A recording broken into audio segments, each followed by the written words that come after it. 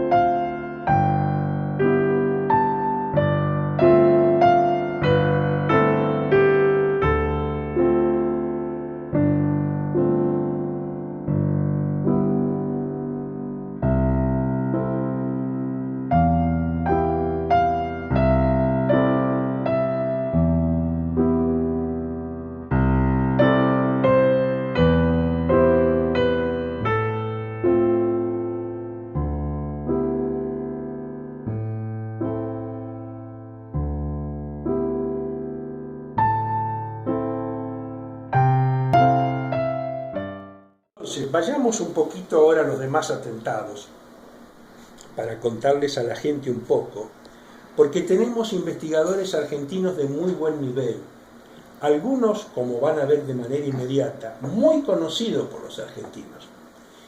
Muchos investigadores argentinos se han ocupado de investigar el atentado de los Estados Unidos porque es el más espectacular.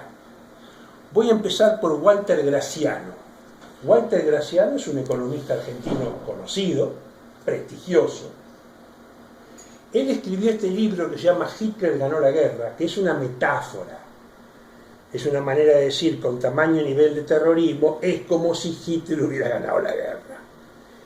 Este libro fue un bestseller absoluto, pero luego Walter Graciano desapareció de los programas de televisión. No sé por qué. Y no está más. Hace rato que no se lo ven. No se lo ve.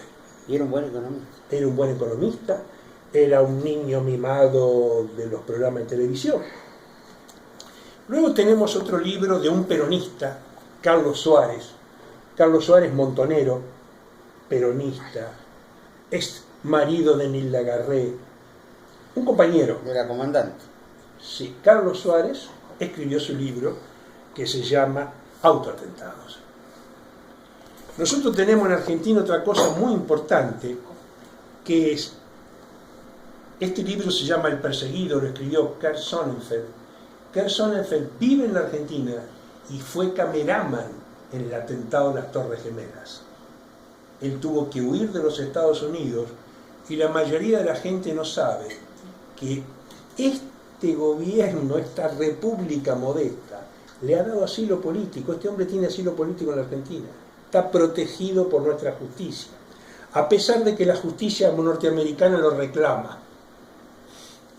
Hay otra persona bastante conocida, que es Víctor Hugo Ducrot, periodista bastante conocido, y él también escribió un libro sobre el 11-9. No voy a hablar de mí, pero yo también publiqué un libro en el 2008 sobre el 11-9.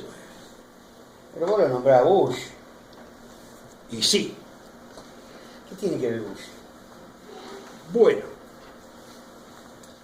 el atentado del 2001 ocurrió durante el gobierno de Bush. Por eso. Y déjame hablar un poquito de psicoanálisis. Ay, No te asustes, ¿no? No, yo no me asusto, pero ya cuando me habla de psicoanálisis, ¡ay! Tiembla la televisión. Tiembla. Yo te voy a hacer una apuesta por la mejor botella de vino que vos puedas conseguir. Si yo no soy capaz de explicar un tema de psicoanálisis claro, que comprenda a todo el mundo, el vino lo pago yo. Bueno. Si es claro, el vino lo pagás vos. No hay problema, pero le vamos a pedir a todos los seguidores que ya están en la bancada, en el aguante, pongan si es claro o no, mi amigo el doctor Oscar Abudarabini, por favor. Si no es claro, pongan no entiendo. Si es claro, pongan entiendo. Quiero ganar el vino yo. Bueno, que vote la gente a ver si soy claro o no. Ahí está, listo. Desafiado. Está el desafío está hecho, el público está. Voy a hablarles de un acto fallido del presidente Bush que han investigado todos los investigadores. El presidente Bush, seguramente ustedes recordarán la imagen, en el momento del atentado, él estaba en una escuela de niños chiquititos y la maestra de los niños les hacía leer y Bush escuchaba, leían una especie de libro UPA. Este es el cabrito. Y los niños repetían, este es el cabrito, este es el patito. Entonces Bush, muy contento. En determinado momento se acerca un oficial del servicio secreto y le dice a Bush algo al oído. Hasta acá todo normal, ¿eh? Sí. Bush sale de ahí y hace declaraciones públicas. Las declaraciones de los presidentes en la mayoría de los países se guardan en páginas oficiales del gobierno.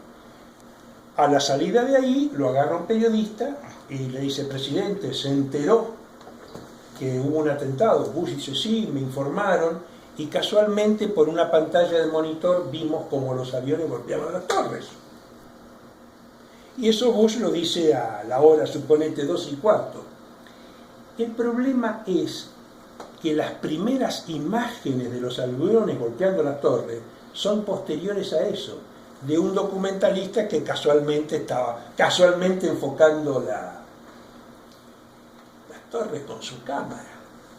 Entonces, ¿cómo Bush sabía horas antes de que se filme y que se difunda? ¿Cómo pudo ver por un monitor de televisión?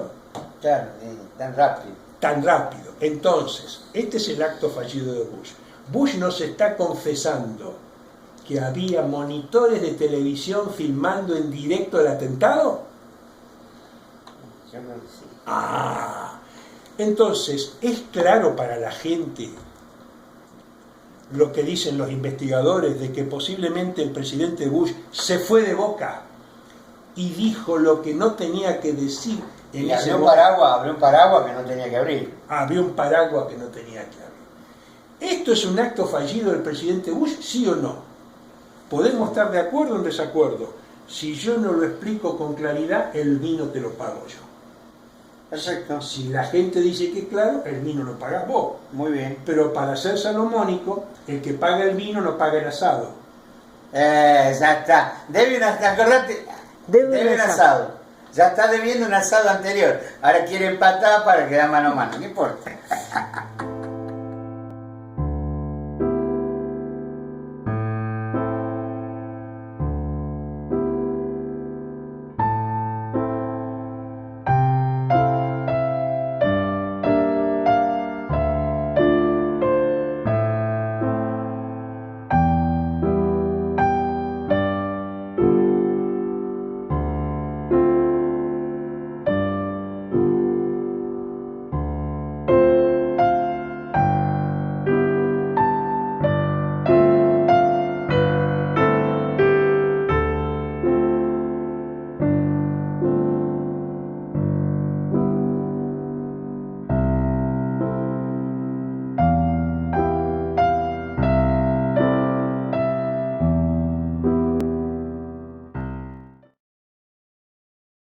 Tito,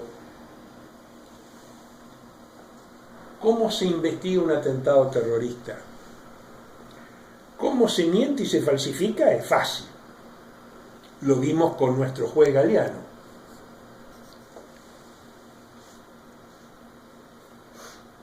Cuando sale en la Argentina la historia oficial dice: los persas, juntamente con Hezbollah, contrataron un terrorista libanés y él metió explosivos en una tráfica.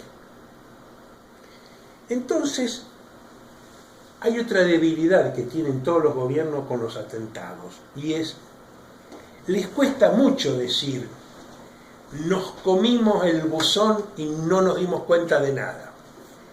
Entonces, nosotros tenemos un comentario de nuestro servicio de inteligencia que dice que ellos eran muy inteligentes y que en realidad sabían dónde estaba el coche bomba estacionado la noche anterior, pero que ellos lo dejaban porque querían agarrarlos con las manos en la masa. Ajá, le voló la masa. ¿Y qué pasó? No, nos olvidamos de poner custodia donde estaba estacionado el coche y lo perdimos de vista. Estas son las explicaciones, lo perdimos de vista. Qué increíble. Entonces, al pueblo argentino, sobre un hecho tan importante como terrorismo, se le dan estas explicaciones. Y tengo que ahora hablar otra vez de la nata y me vas a pegar. Te pido, por favor, te suplico que no me pegues. No, va a pagar otro vino vos. Otro vino más. Seguí hablando de la rata y... El gordo, la nata o la rata, se plantea una pregunta muy elemental. Y él dice, ajá, la historia oficial dice que hubo un coche bomba. Maravilloso. Entonces él dice, voy a interrogar a todos los testigos que estaban en la cuadra. Porque seguramente si estaban en la cuadra, además eran testigos que habían sido heridos brutalmente. Encima había 2 testigos que estaban frente a la puerta. Uno de ellos es un tipo que merece para mí el nombre de héroe, es un electricista, un hombre del pueblo, un señor que se llama Joffre. Les voy a explicar. ¿Joffre? Joffre. Ah. Joffre. Entonces, él estaba parado frente a la puerta porque se le había roto el auto. Cuando vuela la AMIA, él vuela por los aires, lo tienen que operar, está al borde de la muerte mucho tiempo, y estando en el hospital, va la Policía Federal y le dice, el tipo estaba hecho pomada, obvio, diga señor que seguro usted vio un coche bomba. Y el tipo medio muerto dice, yo no vi ningún coche bomba. Pero diga, usted tiene que decir, es decir, lo apretaron. ¿Por qué digo que es un héroe? Porque estando medio muerto, un hombre humilde, y yo le rindo mi homenaje y mi admiración, un hombre humilde, un puro pueblo, se negó siempre a los forcejeos y a decir que hubo un coche bomba. Es decir, él estaba parado frente a la AMIA y él es el que dice, no hubo ningún coche bomba. Había otro tipo humilde, un barrendero, estaba limpiando la vereda de la AMIA, voló por los aires hecho pomada. Un hombre más humilde todavía, no vio ningún coche bomba. Y la rata, o la nata, investigó a 6, 7, 8 de los testigos que venían por la cuadra. Ninguno vio ningún coche bomba. Así se investiga el terrorismo, de manera simple. Luego se le pidió a los peritos en ingeniería que digan, por el tipo de demolición que tuvo la AMIA, ¿los explosivos estaban adentro o afuera? Porque si hubo un coche bomba, estaban afuera. Si metieron explosivos adentro, estaban adentro. Y los peritos dijeron, no, por el tipo de caída, el explosivo estaba adentro. Vayamos rápidamente al atentado a la Embajada de Israel, porque ahí pasó lo mismo. En el atentado a la Embajada de Israel se le vendió a la gente la idea de que también había hecho un coche bomba.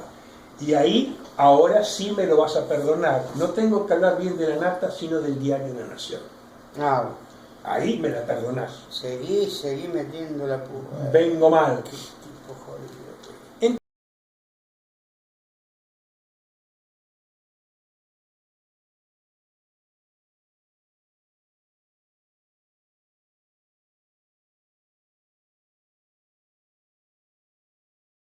Entonces, ahí se hizo el atentado, el ministro del Interior era Manzano, y a las pocas horas el ministro Manzano, el presidente Menem, dice, hubo un coche bomba. Y si ustedes van a la calle van a ver el cráter, porque la mayoría de los coches bombas cuando explotan se hacen pomada y dejan un pozo, un cráter. Imagínate, el ministro del Interior dice, vayan a ver el cráter. ¿Qué hacen los periodistas? Van a ver el cráter. Van a ver el cráter. Y lo publica La Nación, no hay ningún cráter. Y lo publica incluso con cierto humor, con cierta ironía. No hay cráter. Entonces La Nación, ¿qué es lo que hace? Va el día 0, el día 1, el día 2, y el día 3 dice, apareció el cráter. Pero va creciendo. Y el día 4 era más grande, y el día 5 era más grande. Es el diario La Nación el que nos avisa, y lo escribe. Puedo acceder, difundir estos artículos. Es La Nación la que dice, no hubo ningún coche bomba. Y el cráter lo fabricaron a par y a pico. Entonces, ¿qué quiero decirle a la gente? Los investigadores del terrorismo, nosotros no tenemos lo que nos cuentan los marcianos. Nosotros tenemos la prueba que conoce todo el mundo. En este caso el diario La Nación. En este caso el diario La Nación. Como el atentado a la Embajada de Israel estaba muy controvertido, había peritos que decían que el atentado había sido afuera con un coche bomba, otros que decían que había sido adentro. Entonces la Corte Suprema menemista, y no te enojes, porque era la Corte Suprema menemista, dice, vamos a pedir a los mayores peritos de ingeniería de la Nación, universitarios, que nos hagan una pericia. Se contrata a los profesores de ingeniería de la Universidad de Tucumán, ellos hacen una pericia y dicen, no, perdonen, no, pero con toda la pericia que tenemos acá, la explosión fue adentro. Fue adentro. El diario La Nación lo publica. Y ahí se arma un escándalo de la época, porque el embajador de Israel acusa al diario La Nación y a la Corte Suprema de antisemitas. ¿Por qué? Porque sugerir que el atentado había sido adentro, cuando te estaban diciendo que había sido fuera, era como patearles el asado que estaban cocinando ellos. Así pasan las cosas con los atentados. El error es creer que en el primer mundo no pasa nada de esto. Yo les voy a contar un poquito ahora de otro atentado. Y luego vamos a hacer otra apuesta, por otra botella de vino, a ver si las chapucerías que hacemos acá son menores o nos ganan en el primer mundo. No en verdad, sino en chapucería. En mentira. Les voy a hablar un poquitito del atentado de Madrid, de Atocha. Atocha. La Argentina tiene un 30 y pico, 40% de descendientes de españoles. Entonces, para nosotros España es algo muy importante. Yo les voy a hablar de dos personas, dos investigadores. Uno se llama Luis del Pino. Si ustedes googlean Luis del Pino y el atentado de Atocha, van a ver cómo investiga un español. Yo estoy en contacto con otro investigador, este es militar, el coronel Manrique García, porque nosotros... García habla de traición. Ahora vamos a ver por qué. Quiero decir algo porque los atentados terroristas, al ser cuestiones de defensa nacional, exigen la participación de las Fuerzas Armadas. O sea, la mayoría de los países en sus leyes de defensa nacional, el ataque terrorista, si es un ataque extranjero, es un tema de defensa nacional de Fuerzas Armadas. Después que se hizo el atentado a la Embajada de Israel, el ejército organizó un grupo especial de rescate. Cuando se hizo el atentado a la AMIA, le prohibieron a ese grupo especial de rescate que ayude. ¿Para qué hicieron el grupo especial? El grupo especial de rescate se hizo sobre la base de la buena fe que se podrían necesitar. Por alguna razón que yo no sé, se le prohibió investigar y se le prohibió ayudar a rescatar víctimas. En España, los militares han formado un grupo de investigación de su atentado. Son oficiales de alto rango y este es uno de ellos. Les voy a dar uno o dos ejemplos de lo que ha pasado en el atentado de Madrid y ustedes van a decir, y ahora volvemos a apostar vos y yo, si lo que hizo el juez Galeano acá, de pagarle $400.000 a un tipo para que mienta y meter gente 11 años preso, si nos gana o no a los españoles. Vamos a decir una de las cosas que hicieron los españoles.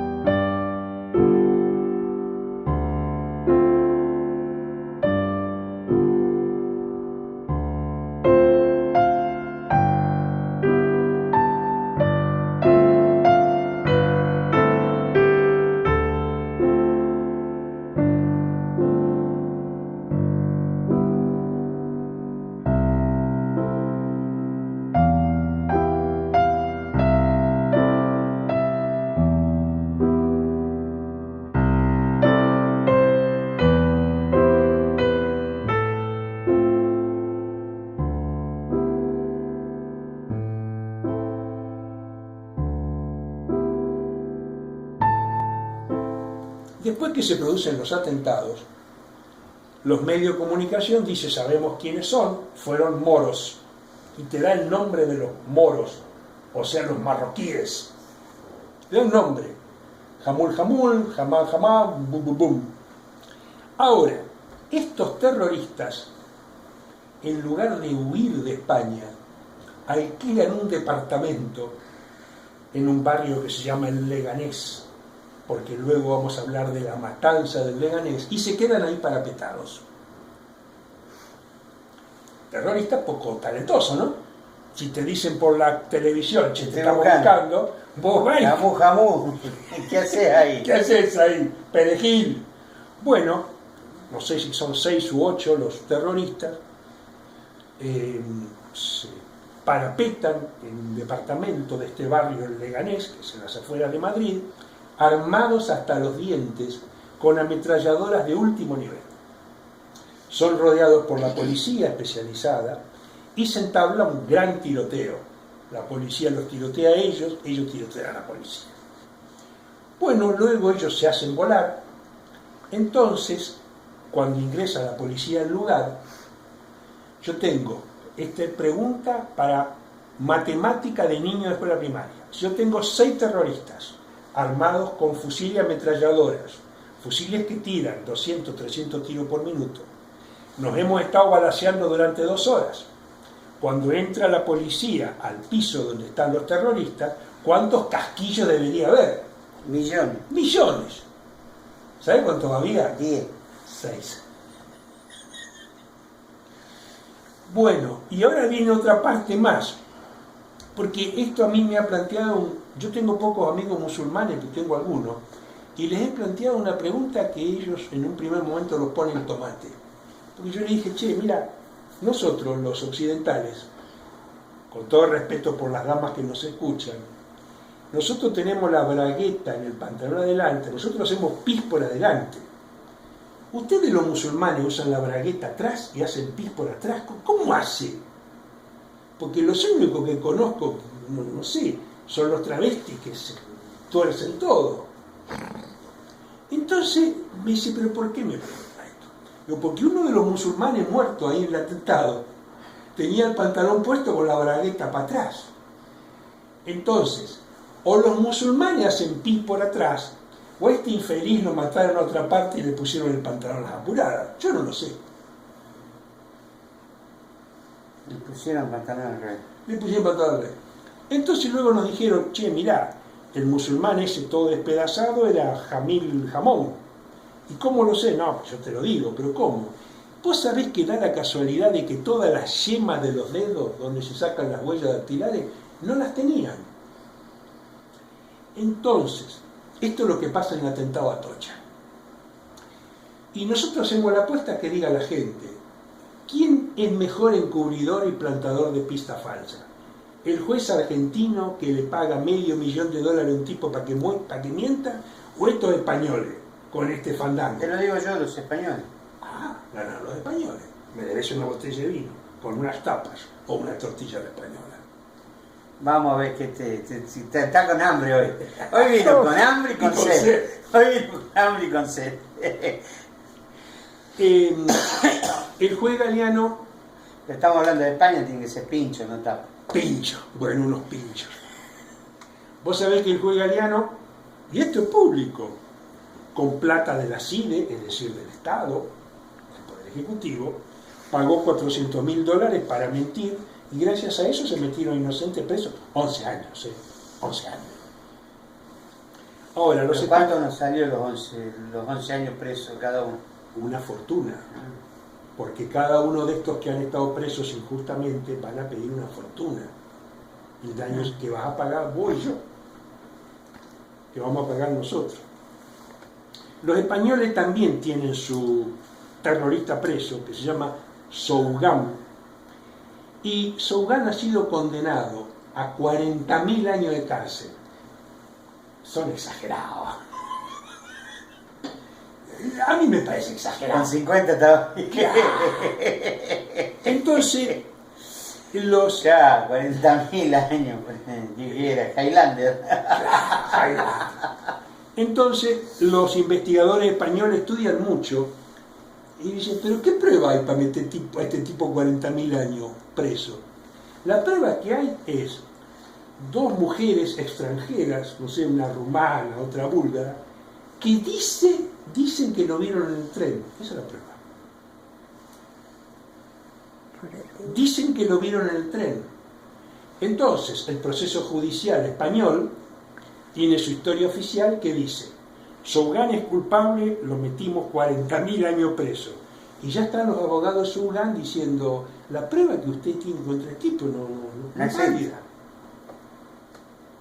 No es válida. Entonces yo tengo la esperanza de estarles dando, con lo que pasa en el primer mundo, en España, tierra de nuestros abuelos, para muchísimos de nosotros. Yo tengo una abuela paterna con sangre española. Esto pasa en España. ¿Se le ha permitido a los investigadores españoles venir a la Argentina a hablar de esto? No. Si ustedes googlean a este hombre, Luis del Pino, van a ver que tiene, no sé, 300 artículos, partecita por partecita. Pero nuestros periodistas tampoco comunican esto. Entonces yo no entiendo. Porque muchas veces se dice, es importantísimo que la Argentina no está aislada del mundo. ¿no aislamos a los argentinos del mundo impidiéndoles que sepan qué pasa en otros países?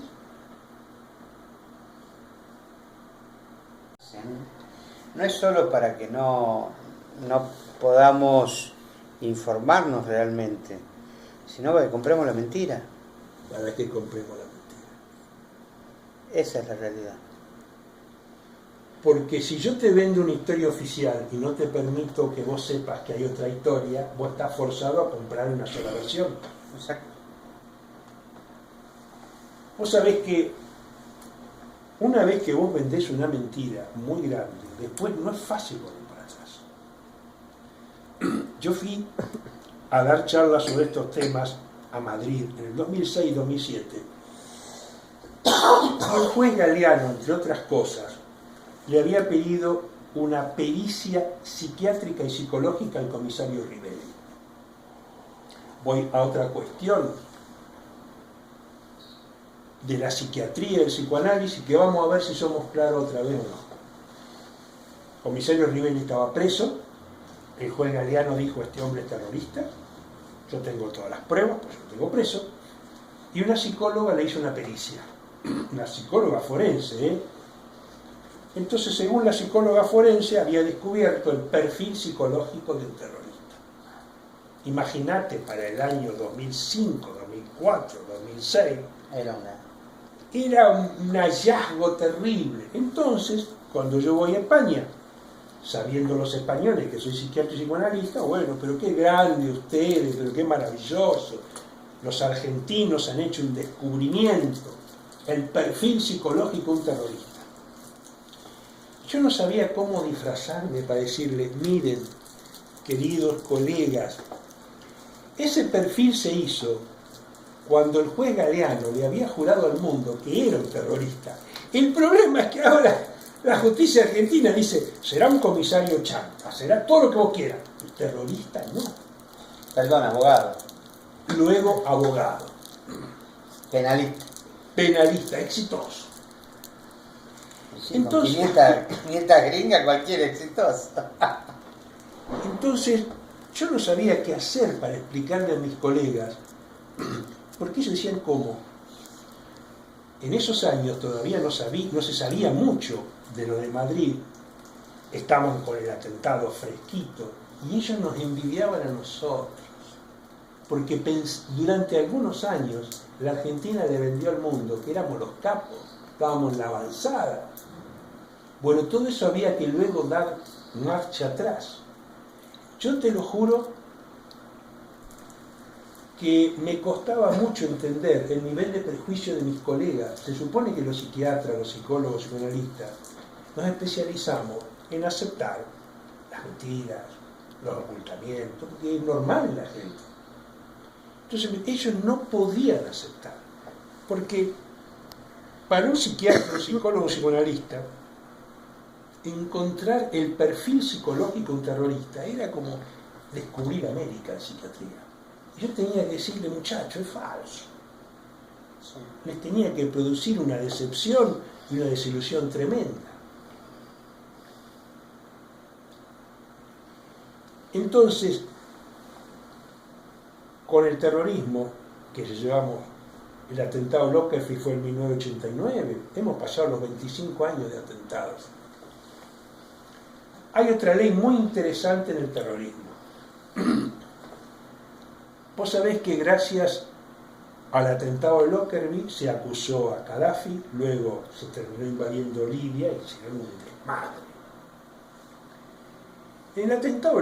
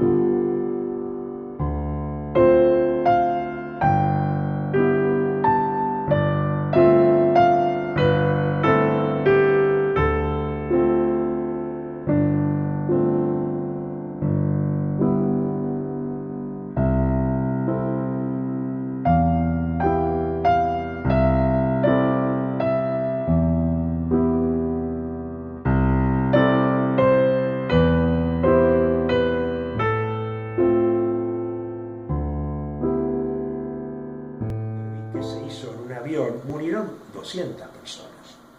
En Libia, de a millones. El atentado con más muertos es el del 11/9 en 2001 en Estados Unidos, murieron 3.000. Pero cuando se invade Irak y Afganistán, mueren de a millones. Hagamos un stop ahí. Vos estabas hablando de las Torres Gemelas. Sí. ¿Eran árabes los del atentado? ¿Eran iraníes? Se decía que eran sauditas, árabes sauditas. ¿Y qué eran? Chiitas. Bueno, oficialmente vamos a empezar a investigar cómo se investigan los norteamericanos las Torres Gemelas. Porque ahí vamos a empezar ahora a destapar chanchullos. Ellos al poco tiempo del atentado, el FBI dice, conocemos a todos los terroristas, son 12, son todos sauditas, y ponen Jamón, Jumancini, Jumancete, qué sé yo. Entonces al poco tiempo, Arabia Saudita dice, de los 12 que usted dice que fueron terroristas, que murieron en el atentado, hay 8 que están acá vivos. Esta es la primera perla. ¿Cómo 8? De los 12, 8 están vivos. Y porque Estados Unidos... se inmolaron. Bueno, ahí está la cuestión. El FBI te dice, los 12 se inmolaron. Y te dan los nombres, la foto. Jamoncén, Jamoncini, Jamonzón. Y el gobierno de Arabia Saudita dice, los 2 que usted dice, 9 están acá en mi país vivos. Esa es la primera. La segunda. Se dijo que el jefe de estos terroristas se llamaba Mohamed Atta, que era un musulmán religioso hasta la médula. Luego se descubrió que Mohamed Atta hacía muchos años que vivía en Estados Unidos, que trabajaba para los servicios de inteligencia y que le gustaba el alcohol más que a nosotros, la cocaína más que a la nata y las minas más que a Gardel.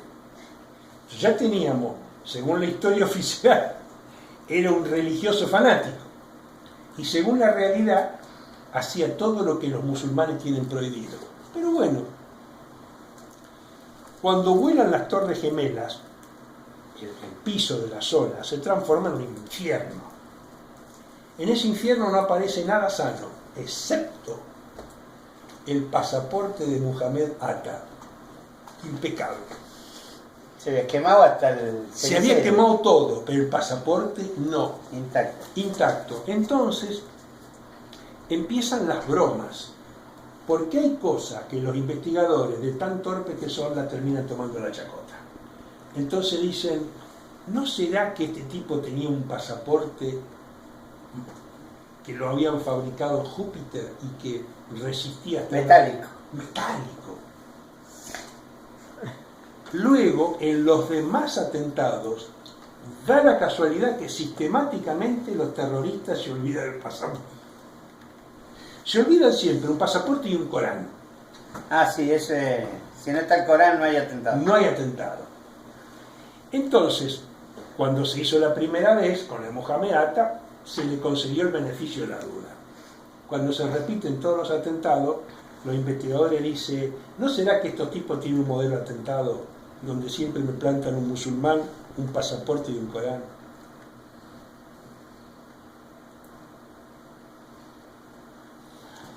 Vayamos un poco más al 11/9. Vuelvo a decirles, Walter Graciano lo explica claramente. ¿Cuál es el método que usamos los investigadores? ¿Cuál es el que usa el gobierno? El investigador tiene que usar el método clásico de la ciencia, que es estudiar hecho por hecho. Por eso yo te decía, en el atentado a la AMIA, el gobierno dice un coche bomba. ¿Qué tiene que hacer el periodista y el científico? Ver si hay prueba o no de un coche bomba. Al menos está la rueda del auto. Algo. Vos sabés que durante varios días, acá, se buscaba afanosamente porque se tenía miedo de que hubiera herido bajo los escombros. Se buscó durante días, no había ningún coche bomba. Días después del atentado llega un avión de Israel con especialistas y un militar israelí descubre un pedazo de motor donde había habido 300 socorristas investigando, nadie vio nada, pero él vino y descubrió un pedazo de motor. Entonces dijo, este es el coche bomba. Y en este pedazo de motor, cuando en una escena de un crimen se descubre algo, vos no podés decir lo encontré y punto y sacarlo. Entonces hay un protocolo que te exige la ley, es, si vos en el medio de los escombros ves un pedazo de motor, tenés que llamar a la policía, tenés que llamar al juez, tenés que llamar testigos que firmen un acta que diga, acá en la esquina, bajo tal escombro, hay un pedazo de motor. Bueno, no se hizo nada de eso, con lo cual ese hallazgo es falso. Entonces luego se le pidió a Renault, que diga Renault, bueno, dígame, por favor, hágame una pericia de estos restos. ¿Y qué dijo Renault? Este motor tiene una bomba en nafta que nunca anduvo, porque Renault sabe cómo darse cuenta. Entonces tenemos un motor que tiene una bomba en nafta que no anduvo. Si no andaba el motor tampoco. Claro. Y Renault dice, pero además, mire, acá usted me trae un pedazo de chapa que corresponde al modelo 94, pero este es del modelo 89, ¿qué hizo? Así son las cosas. Estados Unidos te explica cómo se puede hacer un autoatentado dentro del gobierno y qué nivel de participación de militares, de jueces, de periodistas se necesita. Completito. Claro. Pero a nosotros los investigadores, investigar cada cosa nos lleva mucho, tenemos que escribir un libro para explicarlo, y la ficción, como vos decís, ¿cuánto esfuerzo gastábamos nosotros para explicar lo que estaba haciendo el gobierno hace un año? Y la ficción de esa serie, Las Leonas, te lo explicaba para que lo entienda todo el mundo. Vos veías medio capítulo y sabía bien de qué se trataba. Sabías bien de qué se trataba. Entonces, este es el poder del arte, de la ficción. Vayamos un poco más al atentado a Estados Unidos. Lo primero que descubren los investigadores es este rarísimo acto fallido de Bush. Lo segundo que descubren, Bush dice, el que hizo esto es Osama Bin Laden. Pero aprovechando la volteada, yo creo que Saddam Hussein tiene armas de destrucción masiva y nos van a atacar en cualquier momento. Entonces voy y lo ataco yo. Después se dijo, no, pero no tenía ningún arma de destrucción masiva. Y Bush, en un momento de genialidad sublime, dice, no las tenía, pero pudo haberlas tenido. Es decir, estaban los planos. ¿Y si Saddam Hussein estaba soñando con que iba a comprar armas para atacarlo? Esto lo trabaja muy bien Carlos Suárez porque se llama Doctrina de las Guerras Preventivas.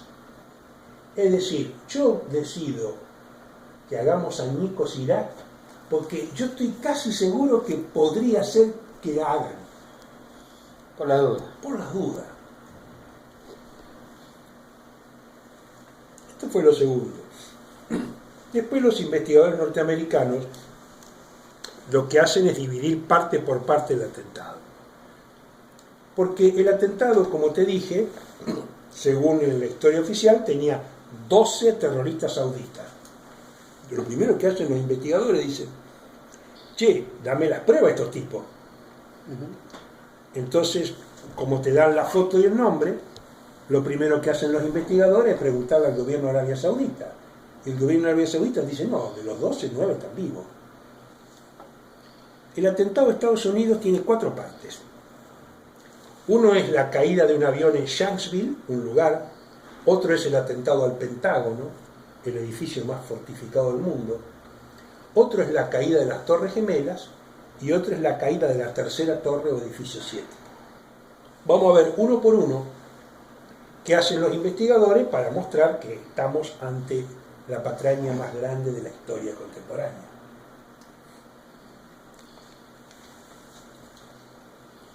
Hay un investigador francés, Thierry Meyssan. Él se hace famoso porque es el primero que publica una investigación sobre el 11 de septiembre. La publica a principios del 2002. Y su investigación es sobre el atentado al Pentágono. Según la historia oficial, un avión Boeing de pasajeros, capturado por los terroristas, ¡boom!, emboca al Pentágono. Entonces, lo primero que hace Thierry Meyssan dice: el Pentágono, el edificio más protegido y fortificado. Pero el Pentágono tiene sobre su techo armas de destrucción automática cuando ve que se aproxima un riesgo. Eso no es algo que está desarmado. Esa investigación la hace Bárbara Honegger, periodista de la Casa Blanca. Entonces Bárbara Honegger empieza a interrogar a los oficiales militares del Pentágono, porque ella los conoce, es periodista militar. Y ella le dice: pero ¿no es que el Pentágono tenía baterías misilísticas que cuando se acerca una gaviota grande se accionan automáticamente? Claro. Y los militares dicen: sí, es el edificio más protegido del mundo. ¿Y qué pasó? El avión ese, o lo que sea, ¿a qué distancia los radares automáticos del Pentágono lo detectan? El tipo dice: no, el radar del Pentágono, en el momento en que un avión, una gaviota se acerca, qué sé yo, 80 kilómetros, ya lo detectan y lo siguen. Vos no podés subirte a una avioneta tuya y andar jugando por ahí. No se puede.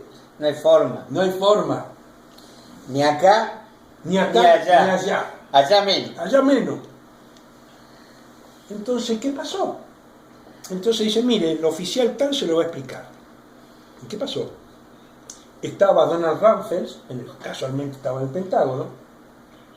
Entonces viene un oficial y le dice: el señor Rumsfeld, se acerca un objeto que no lo tenemos detectado, y un objeto grande. Y Donald Rumsfeld dice: no estoy ocupado, déjeme molestar. No me echas pelota. No me echas.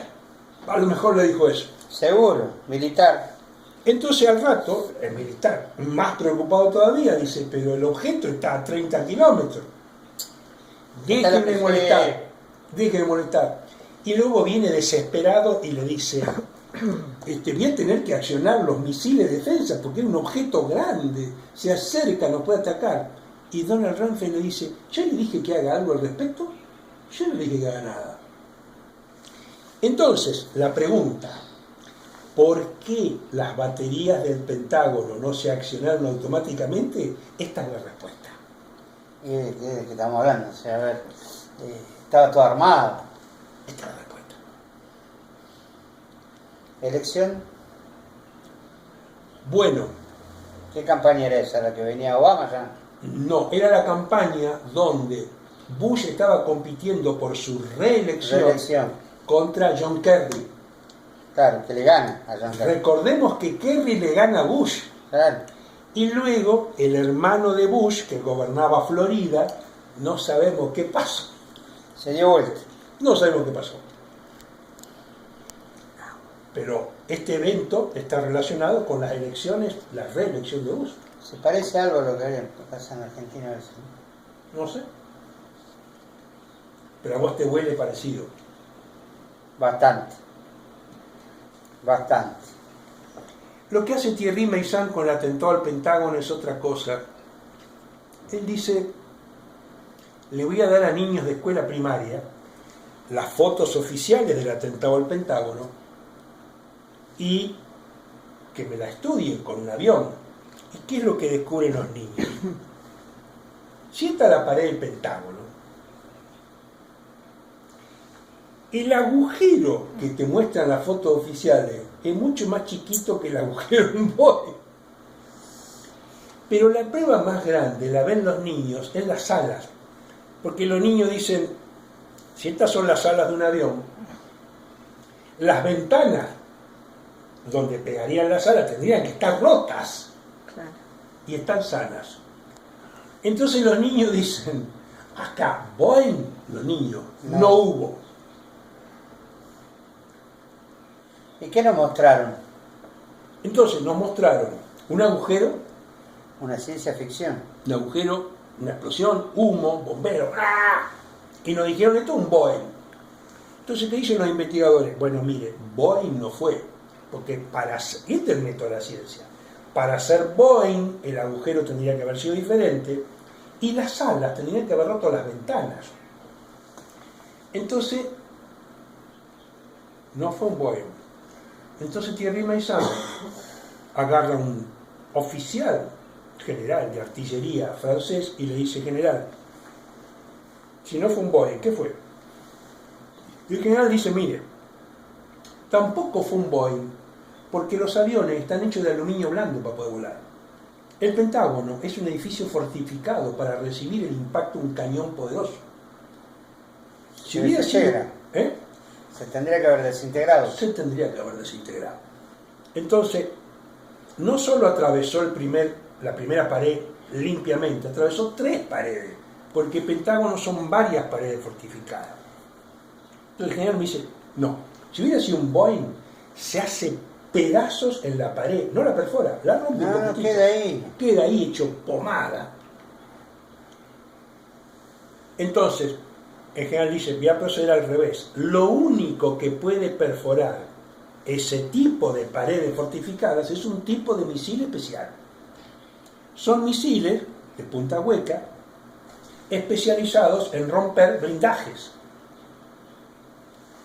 Entonces, el general dice: esto es una deducción, pero hay una prueba importante. Vos sabés que el Pentágono tenía como 200 cámaras de seguridad y no sabemos con 199 qué pasó, no están. Y hay salieron del sistema. Se salieron del sistema. Error de carga. Error de carga. Entonces, esto es lo que te induce al investigador a sospecha. Es decir, yo tengo el edificio más fortificado del mundo. Las baterías automáticas no funcionan. Las cámaras no funcionan. Y años después, el Pentágono libra, creo que es 1 segundo y pico de una sola cámara. No ves nada, ves una cosa confusa y una llamarada. Entonces Meyssan le dice a este general: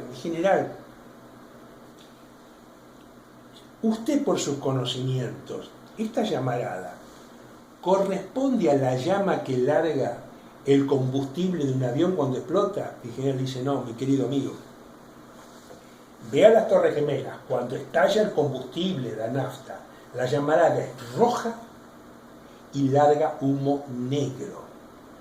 Esta llamarada es naranja, dura menos de 1/4 de segundo. La llamarada de nafta dura bastantes segundos. Esta es naranja y humo blanco. Entonces el general dice: mire, si hubiera sido nafta de avión, tendría que haber sido roja con humo negro.